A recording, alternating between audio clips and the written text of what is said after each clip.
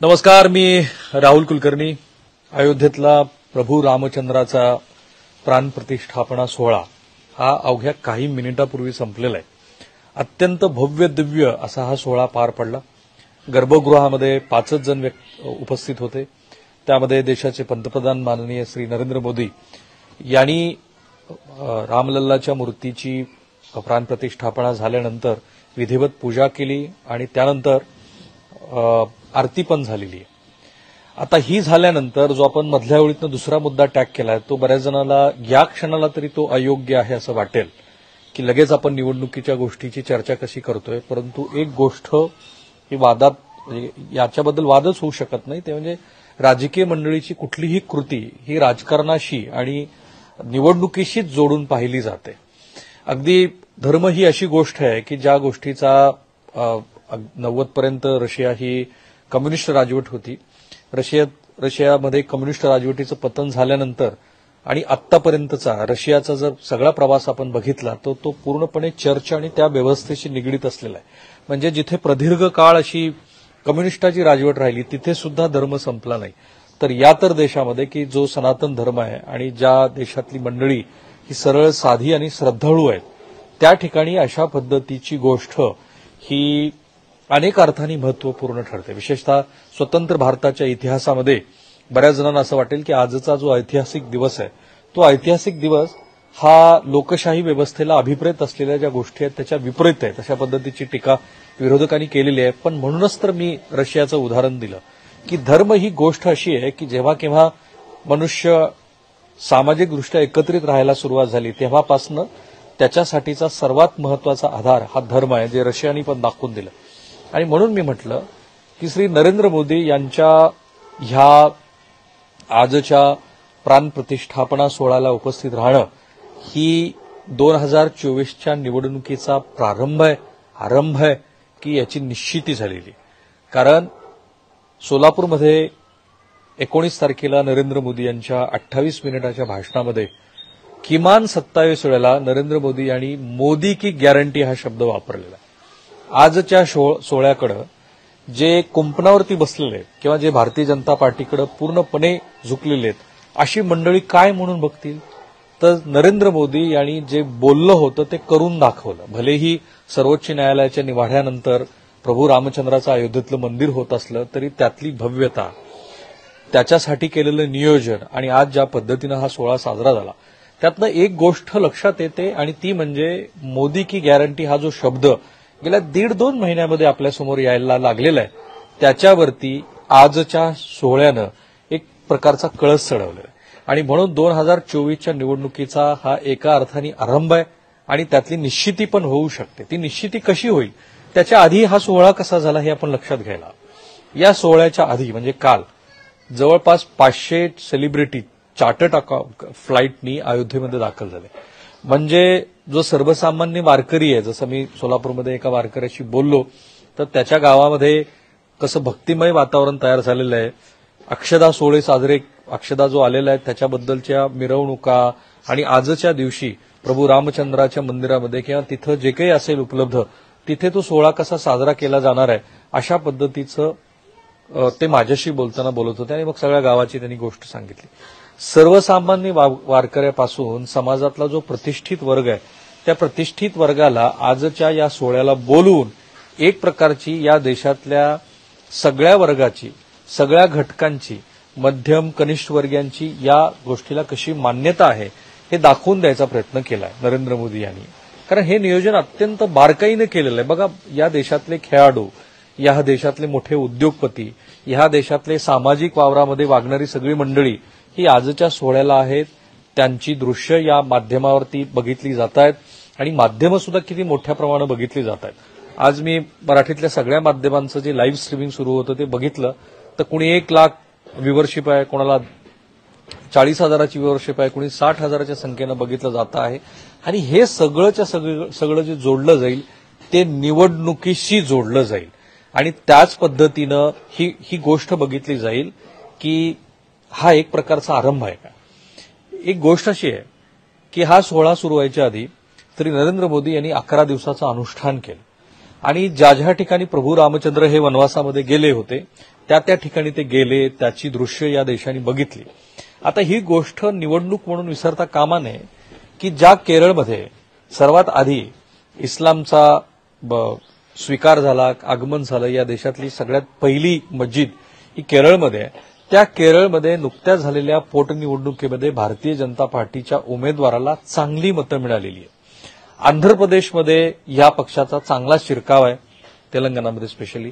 तामिळनाडूच्या स्थानिक स्वराज्य संस्था निवडणुकीमध्ये या पक्षानं चुंचू प्रवेश का असना पण केलेला आहे. म्हणजे उत्तर आणि दक्षिण हा जो या देशाचा राजकीय असा विभाग आहे, त्या विभागामध्ये जिथे 300 पेक्षा अधिकच्या जागा आहेत, त्या उत्तर भारतातल्या बहुसंख्य जागा ह्या भारतीय जनता पार्टीच्याच ताब्यात आहेत. मध्य प्रदेश घ्या, झारखंड घ्या, उत्तर प्रदेश घ्या, गुजरात घ्या, महाराष्ट्र घ्या, ह्या 300 जागावरती ह्या पक्षाचं अस्तित्व आधीपासूनच होतं. आता मोदी की गॅरंटी आणि आजच्या सोहळ्याच्या निमित्ताने हे अस्तित्व अधिक गडद केलं जाईल.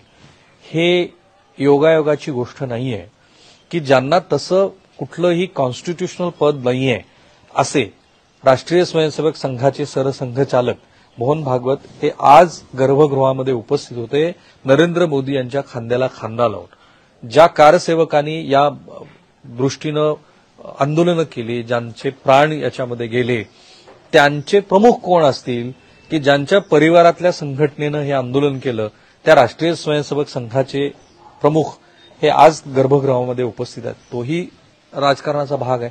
म्हणजे ज्यांनी केलं, कारण जे 11 प्रतिष्ठित ज्यांना या सोहळ्याला पूजेचा मान मिळाला, ज्याच्यामध्ये कांबळे हे नाव चर्चेला आणलं गेलं, त्याबरोबरच धाराशिव जिल्ह्यातले गायकवाड हेही निमंत्रित आहेत. म्हणजे समाजातला असा प्रत्येक वर्ग की ज्या वर्गाला निवडणुकीच्या दृष्टीनं सुद्धा काहीही न बोलता आपल्याला चर्चेत आणता येऊ शकतं, अशी सगळी मंडळी होती. आणि अप्रतिम असं हे जे नियोजन आहे, उत्तम पद्धतीचं बांधकाम आहे, वेळेमध्ये पूर्ण करण्याची गोष्ट आहे, ती सगळी नरेंद्र मोदी यांनी करून दाखवली. आणि म्हणून मोदी की गॅरंटी हा शब्द फार महत्वाचा आहे.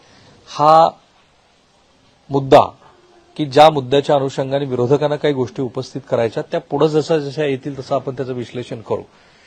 हे सोहळे व्हायच्या आधी सोलापुरातल्या ज्या म्हणजे जिथे दिवंगत पंतप्रधान राजीव गांधी यांच्या नावानं ही वसाहत उभा राहतेय, त्याचं लोकार्पण त्यांनी केलं. आणि त्या लोकार्पणाच्या भाषणामध्ये सुद्धा लोकार्पण, घरं वाटप ही गोष्ट नंतर आली.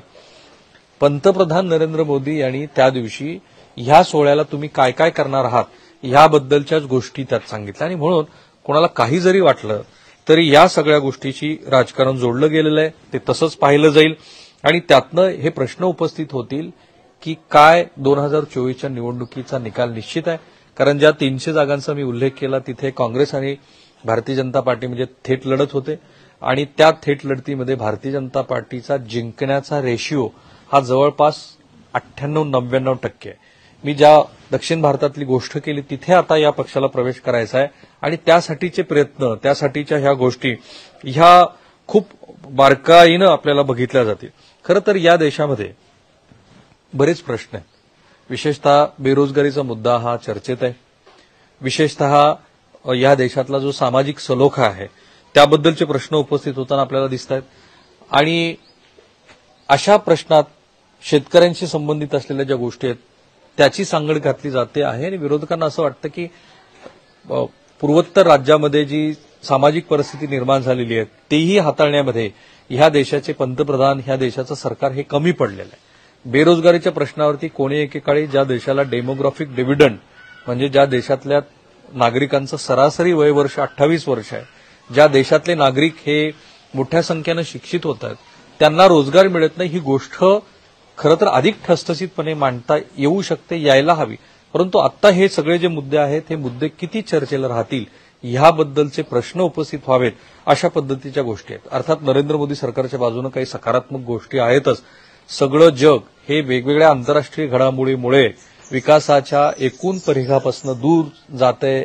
चीनसारख्या मोठ्या देशाचा की ज्या देशानं गेली 4 दशकं 40 वर्ष विकासाचं एक मोठं मॉड्यूल, निर्यातक्षम विकासाचं मॉड्यूल या जगाला दाखवून दिलं, तो देश सुद्धा आज वेगवेगळ्या पातळीवरती संघर्ष करतो आहे.